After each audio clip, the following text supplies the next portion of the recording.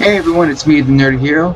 It's that time of year again where we come back and reflect on all the movies that come out in the year 2017 as we gear up for 2018. So now I decided to look back and think about and decide on what were my personal favorites of the 2017 comic book movies that were released. This is going to be specifically the superhero movies that were released in the year, so I'm not going to have movies like It. I'm not real enough for you. Or Mother, and if you haven't seen Mother, you should watch Mother. Your head will explode by the end. Or movies like Kingsman or King Kong, which I love all those movies. Those are all movies I love. Or movies like Blade Runner 2049 or Warfare Planet of the Apes. Those are all movies I love, including Power Rangers as well, which I actually like if you see my review for that. I'm obviously not talking about Transformers. Ugh, God, I hate that movie. And I'm obviously not going to talk about Star Wars because that always beats all. Or does it this year? I don't know. I really like Star Wars. Anyway, so here we're going to be focusing specifically on movies like Wonder Woman, Spider-Man, Guardians of the Galaxy, Logan, Justice League, Thor Ragnarok. All of those movies I'm going to rank on my personal enjoyment of the movies. So I wouldn't want you guys to go back, look at my reviews and say, oh, you gave this movie a higher rating than that one. So when you put them all together in the final of the year, why is that one ahead of that one? It's not about what movie that I think is better. At this point, it's just what movie I enjoyed the most. So I'm just going to give my personal choices for what movies I enjoyed from my point of view and my enjoyment of them and my perception of them. So my list is going to be very different from the list that you guys come up with. Just remember that. And just because I say this one I enjoyed more than this one does not mean one's better than the other. They're all movies I enjoyed. I enjoyed all these movies. Just some more than others, that's true, but that's not what this list is going to be specifically about. So let's get into it. Number 6.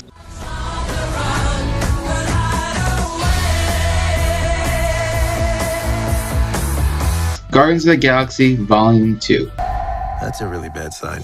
Now, some people are already upset thinking that I should put movies like Justice League at the bottom of the list, because maybe it's not. But like I said, this is just movies that I personally enjoyed more than others. So, Guardians of the Galaxy, it's an awesome, fun ride. It had actually great characters, great story, for some more than others, but still. It had a lot of great things working for it. It's a sequel to the original Guardians of the Galaxy that came back in 2014. And this movie delivered on all the characters returning, a lot of the fun aspect, everything was there that you wanted to see again. But I did feel like the story was a little short. I felt like there was a little too many unnecessary jokes, even though I did laugh for most of them. Besides having such a great time in the movie theater, watching this movie, getting lots of laughs, seeing one of the best Stan Lee cameos of all time. The movie does fall short in a couple little things. More so just because I just felt like the story was just kind of cut and dry. The humor, even though I enjoyed a lot of it, felt like it was just kind of forced in your face. Compared to the other movies, even though I enjoyed this movie a lot, it's still going to be number 6 on the list. Number 5.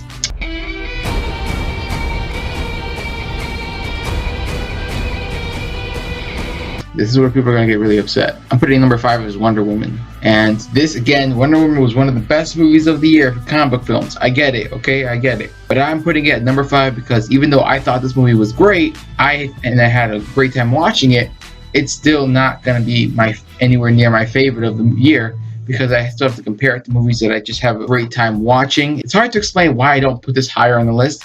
It's just something that I guess maybe more or less I just don't connect to this character. I thought it was a great movie, great cast, awesome storytelling. I never really was the biggest Wonder Woman fan, so that's why I put her lower on the list, even if the movie was fantastic. So sorry if I already upset people, but I just put her lower on the list. I'm sorry, nobody get upset. I'm going to put at number 4, Spider-Man Homecoming. What's up, guys? This is where things start getting really, really tricky for me. Now, I've talked time and time again that Spider-Man is my favorite character of all time. It's the one that I connect to the most. Unfortunately, like I put Wonder Woman number 5 on the list because I don't connect to her. Number 4 on the list is Spider-Man because I connect to him above her, but he's still not number 1 on the list. And the reason he's not all the way on the top of the list if he's my favorite character is because even though the movie's phenomenal and it's great and had a great time, maybe it's more or less because I never felt like the movie was a grand, epic, scale, level adventure, maybe, with Spider-Man, which the movie is not meant to be, and I'm actually glad it's not that, because we've already had that with the previous Spider-Man movies where we see him have to fight, basically, and even though it's New York City, he's basically still has to save the world from the superpowered villain. Here, it's more or less a much more personal story between him and Vulture, and how they're actually connected in this way, and then you see Vulture's side of everything and how it happens. So I actually really enjoy this movie as the way it is and the way it's told. but I'm still putting it at number 4 on the list because it's a very packed year, so it's hard to put things where they are. You guys will make your own list, and you guys will have a different list than mine, most likely. But I'm moving up to number 3 now. Okay.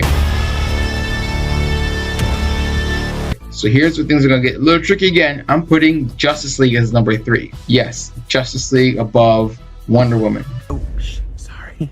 And Spider-Man and Guardians of the Galaxy. The movie that is hated on by a lot of people and loved by a lot of people. It's very divisive. I put this on number 3 on the list because it's the first time I'm seeing the Justice League on screen together, and that itself deserves some merit, even though the movie's the way it is and it's very divisive in many fronts. I still really enjoyed this movie. I walked out of the movie theater smiling and so happy, and I finally got to see the Superman that I've been waiting to see because I love Henry Cavill as Superman, and I felt like the way that they were taking him was much more dark and serious, and I was getting kind of tired of that.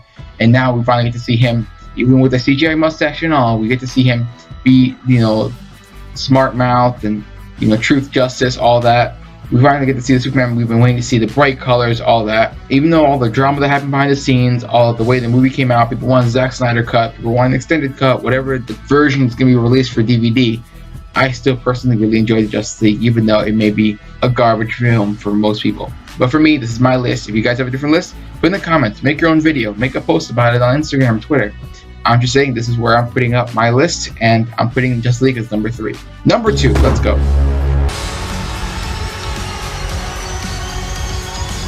Thor Ragnarok. Doesn't sound right. Now, this movie I've been talking about since last year. Even though, like I said, I was a huge Spider-Man fan, and I knew Spider-Man Homecoming was coming out this year, I was always saying Thor Ragnarok is the one to watch out for because it's going to be something that's going to be very, very different. And I've been saying since my videos back earlier this year and last year that Thor Ragnarok is one of the movies I'm most excited to see. And when it came out, I loved it. It's meant to be a comedy. And I just said how Guardians of the Galaxy had too much humor, too much unnecessary humor. This was just jam-packed with humor, but this one is more or less meant to be specifically a comedy. And it works. We get to the introduction of Korg as a character. He's a side character, really, and the fans just fell in love with him. And hopefully get to see more of him in one way or another. We get the introduction of Hela, which is one of the more interesting villains that the Marvel Cinematic Universe gets to have. Some people say that Hela is still the generic Marvel villain, but because it's Cate Blanchett playing Hela very, very well, that makes her more interesting. Maybe that's true, maybe it's not, but I still loved her, and I will get to see more of her in Infinity War, hopefully. We don't know yet. She did look kind of dead at the end of Thor Ragnarok. Spoilers. But the adventure of Thor Ragnarok that took place with the introduction of Hulk in the Sakaar planet and just mixing in that Planet Hulk storyline, and having Thor and Hulk have to buddy up and take down this giant Hela, and then all of Asgard exploding and everything that just happened. It was a movie that really set up what's going to start off with Infinity War very, very well, and I really, really enjoyed it, and I can't wait to see what happens next to Asgard's people in Infinity War. Most likely they're all going to die. Next, number 1. And it's no surprise for a lot of you guys that I left this one all the way to the end. It's Logan. We got ourselves an X-Men fan. Now this one, there's nothing need to be said. There's a reason it's number 1 on the list. I'm not even the biggest X-Men fan, and this movie just hit me to my core.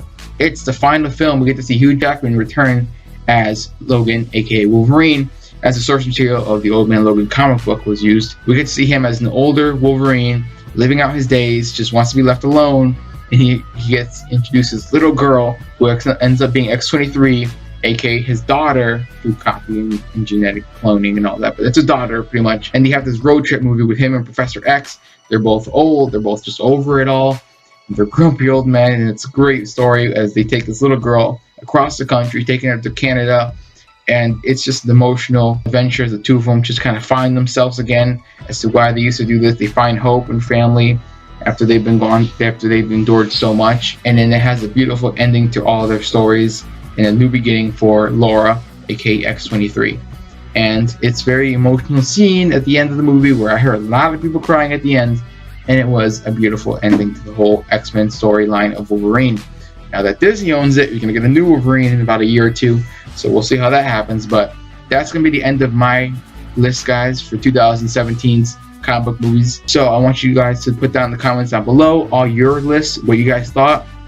If you guys want to include movies like It, and Transformers and all that stuff down, go ahead. I just made this list specifically for the superhero movies of the year.